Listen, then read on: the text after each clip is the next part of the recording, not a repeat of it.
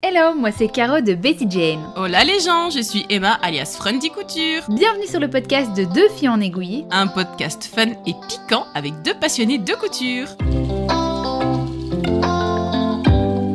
Bonjour à tous et bienvenue dans ce nouveau podcast. Je suis ravie de vous retrouver en compagnie de la merveilleuse, la plus belle, l'incroyable Emma de Fronty Couture. Bonjour public, je vous adore. Bonjour Emma, comment vas-tu? Ça va bien et toi ma Caro? Je vais très très bien, j'ai hâte de faire ce podcast et de vous parler, sauf que cette fois-ci, peut-être que c'est moi qui vais un petit peu moins parler, hein, il faut bien des fois où voilà, je me taise un petit peu, parce que ça va être un podcast, je pense, qui va être animé par Emma. Pour l'histoire, on a discuté, hein, on a brainstormé, ça se dit brainstormé. Oui, oui, brainstormé, on peut le dire. On le dit pas comme ça, mais autour des sujets de podcast. Et en fait, il y a, comme parfois, un sujet sur lequel on n'était pas d'accord. Et il s'agissait ici, on s'est dit, mais en fait, pour ce sujet-là, il est tellement important et il nous touche. Enfin, il touche Emma, en l'occurrence, pour celui-ci, quelque chose de spécial, je pense, en elle. Et donc, ça va être un podcast qui va être principalement mené par Emma. On va parler de l'addiction de la couture. Et donc, pour ce sujet, Emma, comment... du coup, dis-nous tout. Quelle est ton histoire à travers cette addiction de la couture ? Comment tu y es tombée et comment tu as fait pour t'en sortir. L'impression. Alors calmez-vous, on a l'impression qu'on parle d'une drogue dure qui serait illégale à la vente en France et autorisée dans certains pays. Mais il y a un peu de ça. Il y a un oui et non. En fait, je pense qu'on peut Alors déjà, sachez que dans ce podcast, je vais livrer beaucoup de choses très personnelles, on va pas se mentir. Et je pense que ça s'applique en fait à toute passion. Ça s'applique pas que à la couture en vrai. Ça concerne toutes les personnes qui ont une passion et c'est vraiment la passion quand elle prend une place immense dans votre vie et il n'y a plus que ça en fait qui compte pour vous. Dans la journée, il faut faire attention de ne pas tomber là-dedans. Enfin, il faut faire attention de ne pas tomber là-dedans. Après, chacun voit midi à sa porte. Hein. Mais moi, ça m'a un peu beaucoup coûté parce que je couds depuis 8 ans. Et dans ma vie, la couture, ça a été un refuge. Mais je pense, comme beaucoup de personnes, un refuge quand j'allais pas bien pour me faire penser à autre chose. Ça a pris une place importante et plus j'allais mal, plus je me réfugiais dans la couture, mais moins je m'occupais de ce qui n'allait pas en fait. Moi, ça me permettait de voir que j'allais pas bien. D'accord. Tu vois ce que je veux dire ? Okay. C'est un peu ça vous permet de pas penser et de pas voir qu'en fait ça va pas trop dans votre vie et vous vous cachez derrière ça. Donc j'ai commencé la couture qui avait sa place de passion qu'il a eu pendant assez longtemps. Je réfléchis. Parce que du coup, ça ne nous rajeunit pas tout ça. J'ai commencé la couture, j'étais avec une personne avec qui je suis restée pendant 9 ans, mais j'ai découvert la couture vers la fin de ma relation. Et là, disons que la couture, ça m'a un peu sauvée. Okay. La couture m'a fait réaliser que je n'étais pas heureuse avec cette personne et que c'était pas du tout une bonne relation. Okay. Et la couture m'a permise, et ça, je sais qu'on en a déjà discuté toutes les deux, de reprendre confiance en moi, de me valoriser et de me dire en fait je suis capable de faire quelque chose, je réussis à faire des choses et là-dessus la couture franchement c'est génial. Ah oui d'accord. C'est que ça te redonne confiance en toi, ça te rebooste quand tu vois que tu arrives à faire quelque chose, que tu pars de zéro et que tu arrives à faire quelque chose. Et je voyais que les autres autour de moi me disaient mais c'est trop bien et tout ça, et la personne avec qui j'étais n'était pas capable de sortir un compliment de sa bouche. Bref, et donc voilà, et donc je me rendais bien compte que ça m'a permis de faire ressortir quelque chose en fait de ma relation, que j'étais dans quelque chose d'un peu toxique et d'un peu néfaste, parce que même quand j'ai commencé à coudre et que tout le monde me disait que c'était trop bien, lui il me tirait encore vers le bas et je me suis dit mais en fait il y a quelque chose qui va pas, ça c'est pas normal non plus dans ce sens-là. Donc je me sépare et je garde toujours la couture dans ma vie, et quand je me suis retrouvée toute seule pour la première fois, parce que moi, je me suis mise en couple, j'étais très jeune et innocente. Et j'avais jamais vécu toute seule. À 27 ans, je me suis retrouvée à avoir mon premier appartement, à pouvoir choisir la déco. Enfin, pour moi, c'était révolutionnaire. Pouvoir tout choisir et pouvoir coudre en toute liberté et tout ça. Donc là, c'était trop bien, c'était encore raisonnable. J'avais ma surjeteuse et jeune femme de 27 ans célibataire, je sortais tous les week-ends. Donc j'avais mon équilibre de vie sociale, de couture, mais pas trop. Et puis j'ai pris ma chienne et Nox a pris beaucoup de place dans ma vie, donc je priorisais les moments avec ma chienne et tout, mais franchement c'était bien. Et j'ai retrouvé quelqu'un d'autre. Entre-temps, qu'est-ce qui s'est passé? Oui, je connaissais pas l'histoire d'avant. Voilà, c'est cool parce que je découvre plein de trucs. Oui, je vous ai dit, c'est un moment confession, donc vraiment, je vais parler de trucs très personnels. Mais j'ai pas de problème avec ça, parce que moi, j'ai pas de tabou ni rien, en fait, je m'en fous. Bah, autant transparente, il y en a qui peuvent se retrouver dans nos histoires. Ouais, c'est ce que je me dis, en fait. Après, c'est pas le but premier des podcasts, parce que là, on parle de la couture, mais c'est aussi... J'essaye aussi de faire passer un message de... Il y a des relations qui sont OK, il y a des relations qui sont pas OK, et des fois, c'est important de s'en rendre compte et de se rendre compte de la valeur qu'on a et qu'il y a des choses qui sont pas acceptables, en fait, dans une relation. Mais tu dis sur le fait que t'as jamais eu un compliment, c'est fort, et le fait de s'isoler quand tu dis, en fait, bah, ça va pas, mais pourquoi je passe autant de temps derrière ma machine à coudre? C'est vrai que on parlait de la couture méditation active, où là, bah, tu déconnectes de ton quotidien, etc. Mais c'est vrai que tu peux aussi te cacher de tes problèmes. Je me rendais pas du tout compte de ça. Ouais, tu peux en fait, la limite, elle est hyper fine entre... Ça va vous apporter du bien, ça vous vide la tête parce que vous avez des grosses semaines, des grosses journées, c'est votre moment. Il y a une histoire un peu de méditation et là, c'est OK. Mais dites-vous que la limite, après, elle peut basculer de l'excès à vous dire « je me réfugie là-dedans parce que je ne pense plus à rien. Je pense plus à mes problèmes et du coup, je n'affronte plus mes problèmes parce que je les vois pas, je les cache sous le tapis. Sauf que ça grossit et de toute façon, ça vous pètera à la gueule. Ouais. À un moment ou un autre, ça pètera. Donc, je retourne vivre chez mes parents parce que financièrement, je suis en dèche totale. Je n'arrive pas à assumer un loyer toute seule parce que je suis déjà trop grande, en fait. J'avais jamais vécu toute seule. J'avais jamais tout assumé toute seule.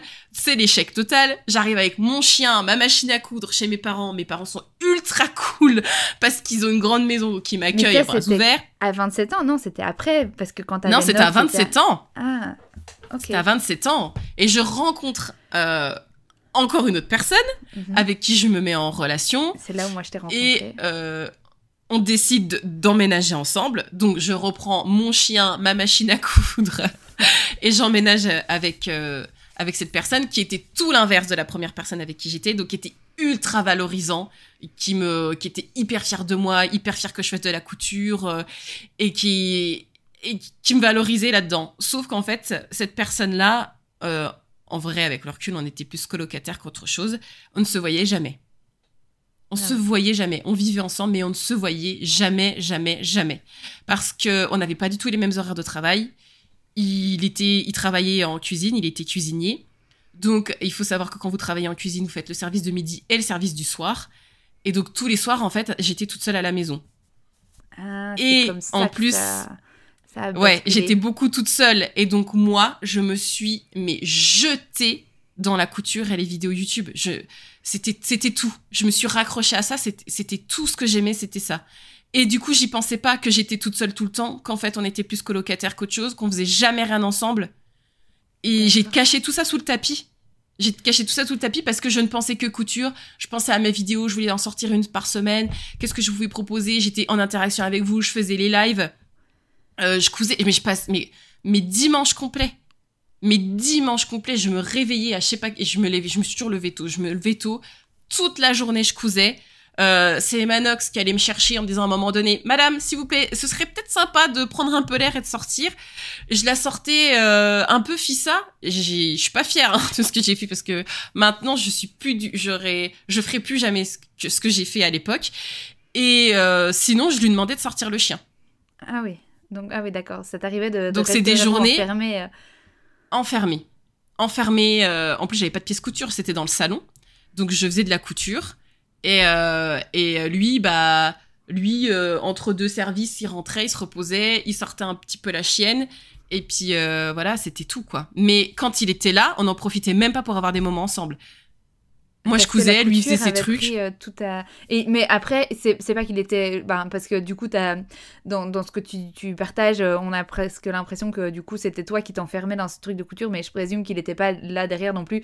Quand Nox venait de dire viens, on va, enfin, lui n'était pas là de dire viens, on va au resto, ou on sort. Enfin, je présume qu'il avait ses activités parce qu'en de ton fait, côté. après, c'est-à-dire que le truc a pris tellement de place que je me suis vue refuser de sortir. D'accord. Caroline. C'est là où ça a été trop loin. Et il me proposait des trucs et j'avais pas envie. Ah ouais, il disait mais viens, tu préfères pas plutôt. Et moi je disais ouais mais non, mais ça m'arrange pas parce que il faut. Je disais il faut absolument que je finisse ça, il faut absolument que je publie ma vidéo et tout. Et donc la couture a pris la place centrale. C'était la priorité, c'était la couture. Et tout le reste venait après. J'ai des copines qui me proposaient de sortir. D'accord. Et je disais non. Ok. Et je disais non, et je disais ouais non mais je suis pas trop en forme, ça m'arrange pas. Je faisais tout pour décaler, pour pouvoir coudre. Donc c'était vraiment la couture thérapie, c'était dans l'excès en fait. C'était dans l'excès, il fallait que je couds, et c'est à ce moment-là où oui, j'allais au boulot et j'avais qu'une envie, c'était de coudre, et ça me saoulait d'être au boulot, et c'est là que j'ai demandé à diminuer mon temps de travail. Et que je suis passée à 90%. Et j'en avais jamais assez en fait, c'était jamais assez. Oh punaise. Ah oui, c'est fou parce que tu me disais on va se calmer, on pense qu'on parle d'une drogue dure, mais il y a un truc, hein. Ah oui, il y a un truc. Et puis c'était obsessionnel. Parce que c'était vraiment une addiction. Je pense qu'on l'a tous déjà ressenti au moment où tu fermes les yeux. Et ça ne se débranche pas dans ton cerveau, et t'es là, et si je fais ça, nanana. Ouais, c'est vrai. Mais c'était tout le temps. Mais après... ça dépend de plein de choses, de ton rythme de vie, voilà, si t'as des enfants, si t'as, je pense à la place à la couture la couture à la place que tu lui laisses prendre. Bien sûr, et puis moi, ça pouvait tout envahir, puisque j'avais que ça. Ouais. Tu vois ? Je comprends. Et puis vu que, moi, j'ai pas d'enfant qui m'oblige à décrocher, même si je vivais avec quelqu'un, et vu qu'on se voyait pas et que quand il travaillait pas et que je travaillais pas, il voulait faire des choses mais moi je voulais pas, ou on n'était pas alignés là-dessus.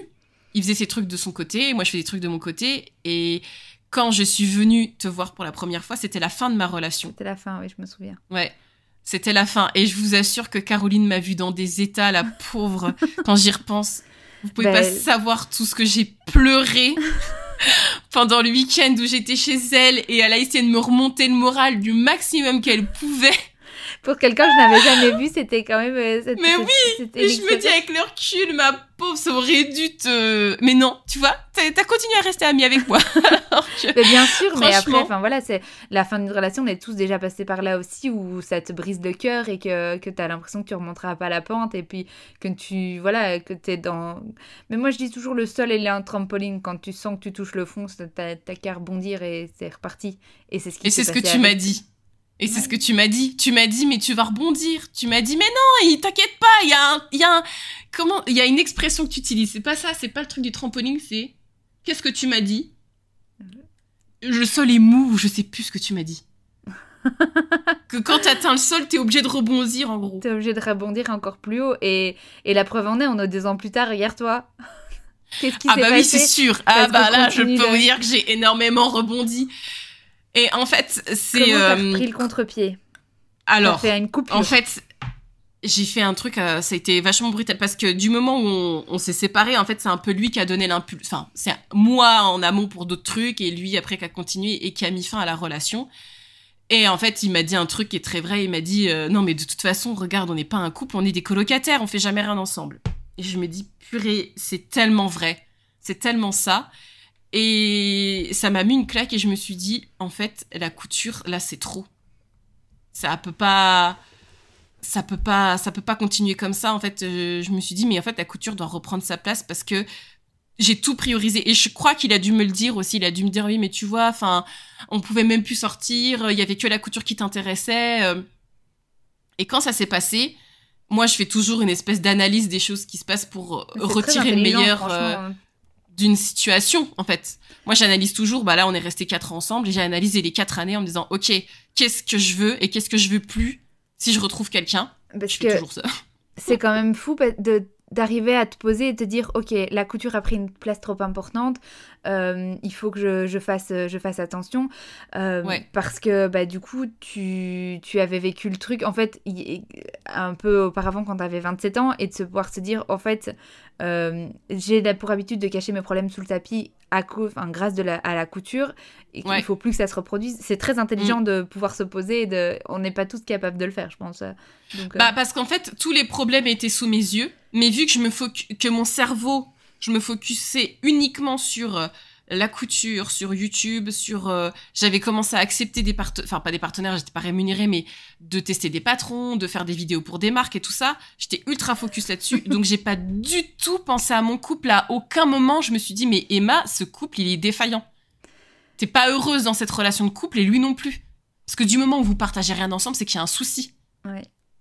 Donc ça, je voulais... Faites attention à ça, en fait.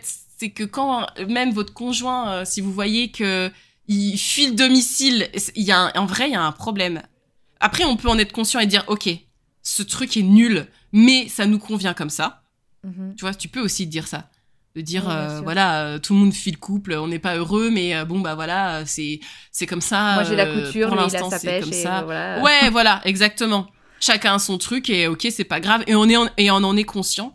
Mais le truc, c'est de pas en être conscient, c'est là où c'est pas bon. Il faut pas que ça vous rende malheureuse, en fait. Malheureux ou malheureuse. À partir du moment où ça vous rend malheureux, là, il y a un souci. C'est se dire, j'ai la couture, mais ça me convient tout à fait. Je suis heureuse, il est heureux dans son truc. Et puis, on se voit le samedi soir pour regarder les 12 coups de midi. J'en sais rien.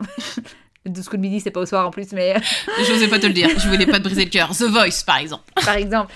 Mais si la relation vous convient, mais à partir du moment où vous dites, bah, voilà, j'ai la couture parce qu'en fait, on partage plus rien, ça me rend malheureux, bah, là, il y a un réel souci. Mais du coup, avec le recul, il s'est passé tout ça. Oui. Toi, t'as analysé, t'es retourné chez tes parents, et puis... Oh, purée. Mais alors... Mais en fait, franchement, ça, c'est... Ça, je pense que c'est ça que t'as dû encaisser, c'est l'échec. La sensation d'échec, ça a été affreux. Je me suis dit, mais c'est pas possible. J'échoue encore dans mon couple. C'est toujours pas la bonne personne que j'ai trouvée. Ça a été le plus dur à surmonter, en fait. Et j'ai tout mis sur le dos de la couture en me disant, mais Emma, t'as fait n'importe quoi. La couture peut pas prendre cette place-là. Et donc, j'ai fait un rejet total. Du moment où je me suis séparée, je voulais plus coudre. J'avais tellement peur de retomber là-dedans que je me dis, je coupe plus. C'est fini. Et puis, t'as mis toute ton énergie dans tes rénovations. Bah, en fait, donc, quand on a pris la décision de se séparer, bah, après, il n'y avait pas que ça. Sur plein de trucs, de toute façon, cette relation était vouée à l'échec. Ça, c'est clair et net. Même si on aurait passé du temps ensemble, c'était voué à l'échec parce qu'on n'avait pas du tout les mêmes envies pour l'avenir. Moi, je voulais absolument être propriétaire de mon domicile. Donc, je me suis dit, j'ai vite rebondi parce qu'une fois que j'ai chialé tout ce que j'ai su chez Caro, je suis rentrée chez moi, j'ai dit, ok, c'est terminé, pas de souci. J'ai été chercher des appartements à acheter. J'ai été prendre rendez-vous avec un courtier bancaire et de savoir si je pouvais emprunter, oui, non. Et en plus, je m'étais mis une deadline. J'étais en vacances. J'avais 3 semaines de vacances. J'ai dit, à la fin de mes 3 semaines, j'ai signé un bail, j'ai mon appartement. Eh ben, ni une ni deux. Je peux vous dire qu'en revenant de vacances, j'avais signé un bail. J'avais trouvé mon appartement, celui dans lequel je suis à l'heure actuelle. Et donc, c'était un appartement, il y avait pas mal de travaux à faire. Heureusement que j'ai mon père et mes frères qui sont dans le métier, donc j'ai eu des ouvriers qui se sont occupés des travaux, et moi aussi un petit peu, mais ils ont fait la grosse majorité des travaux. Et donc je suis retournée vivre encore chez mes parents. Et donc j'étais effectivement très occupée. Non, là et puis j'aime pas coudre chez mes parents. Pourtant il y a de la place, mais là où j'étais pas bien. Il y a juste une copine avec laquelle je m'étais engagée à lui coudre une veste de Coralie Bijasson.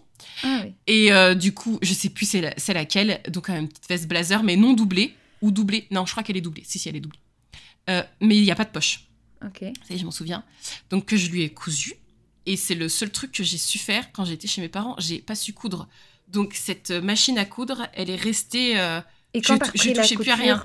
Tu t'avais ce truc, se dire... Oula, je reprends la couture et il faut que je fasse gaffe de pas retomber dedans, ou tu t'as cousu vraiment vite fait en disant bon bah voilà, je fais j'ai pour ma pote, cousu mais j'avais pas le plaisir. Ouais, voilà. bah j'avais pas le plaisir que j'avais habituellement. En fait, j'avais un espèce de couture égoïste. La peur et le non et même le en fait, j'avais l'impression d'avoir tellement laissé de plumes, d'avoir tellement perdu que ça m'a un peu dégoûtée quoi de la couture. J'étais un peu j'avais pris énormément de distance. Je faisais du diamond painting à la place. Mais tu t'es organisé une pièce couture dans ton appart.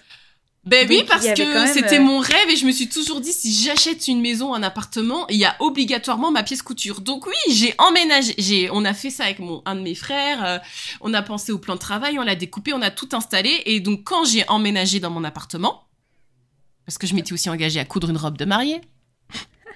C'est bien, t'avais des choses qui t'ont remis un peu le pied à l'étrier. Oui, j'avais pas le choix de recoudre.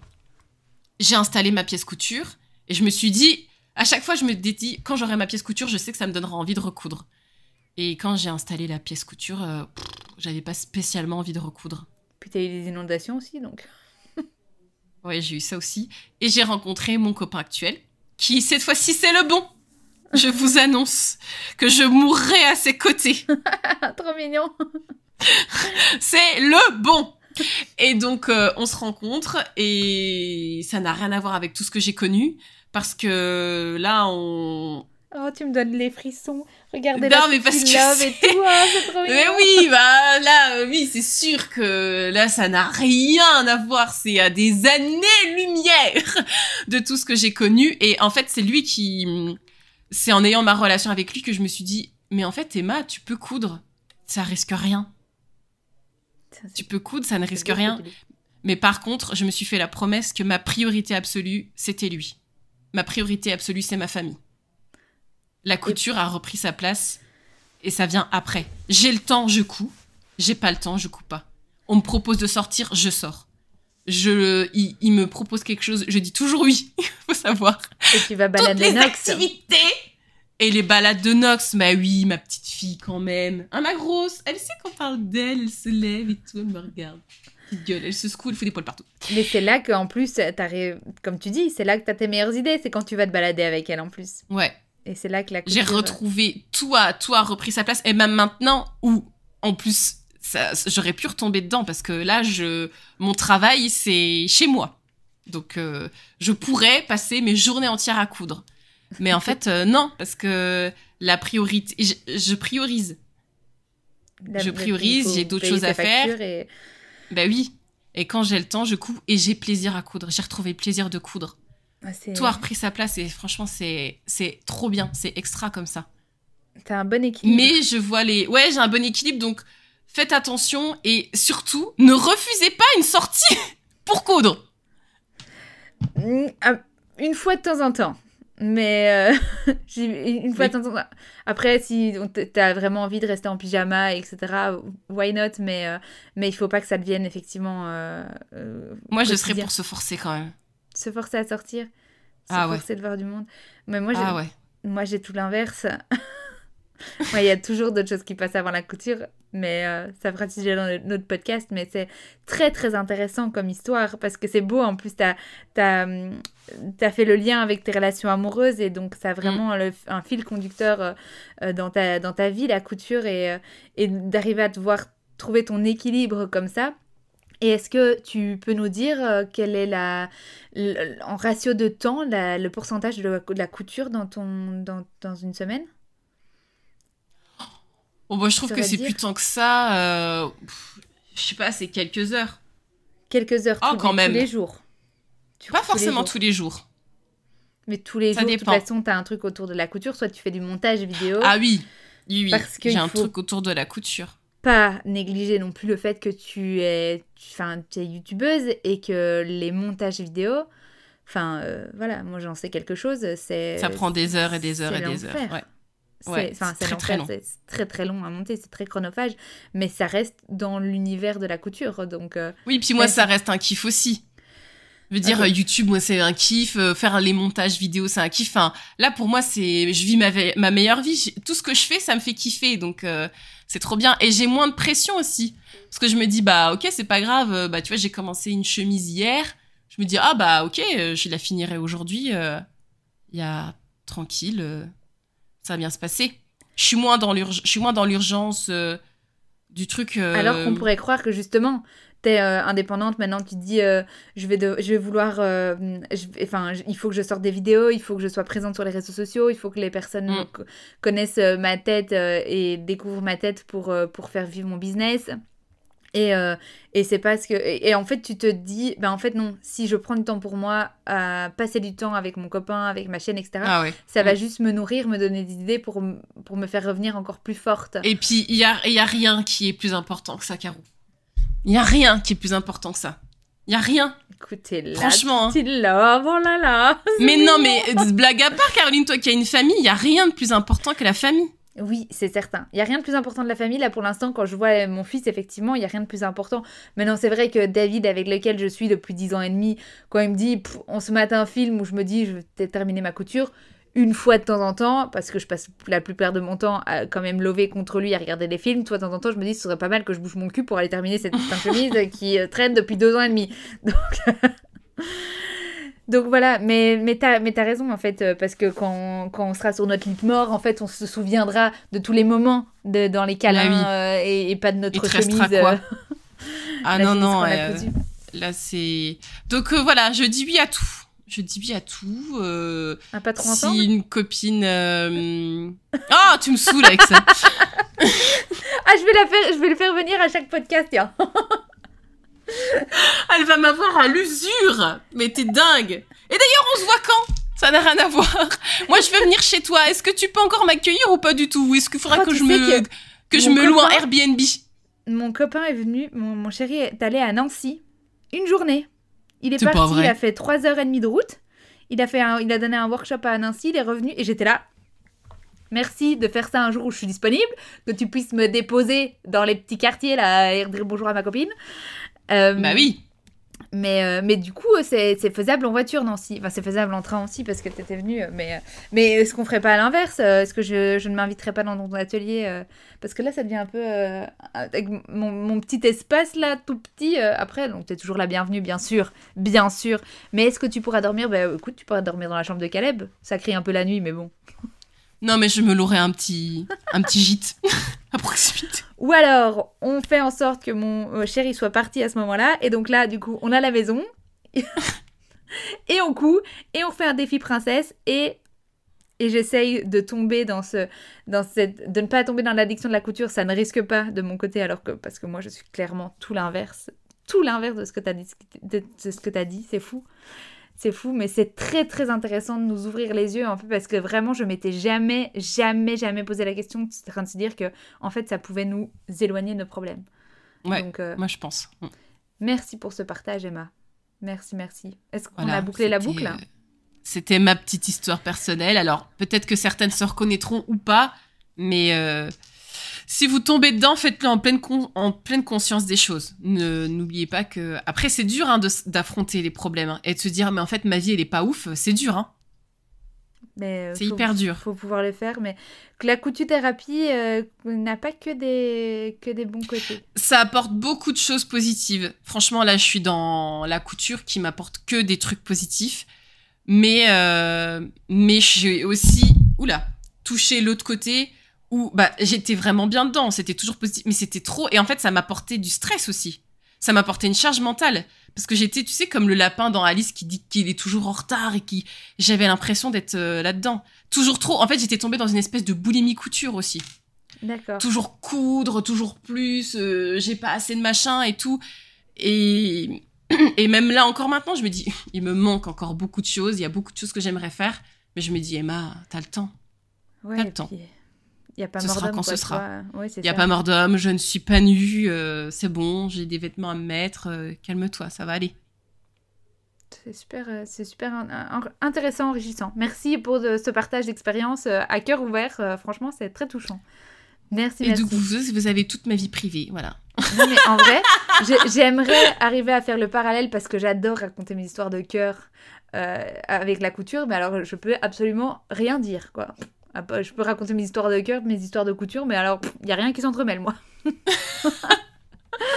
Donc c'est beau, franchement, c'est très très passionnant. Merci pour ça, Emma.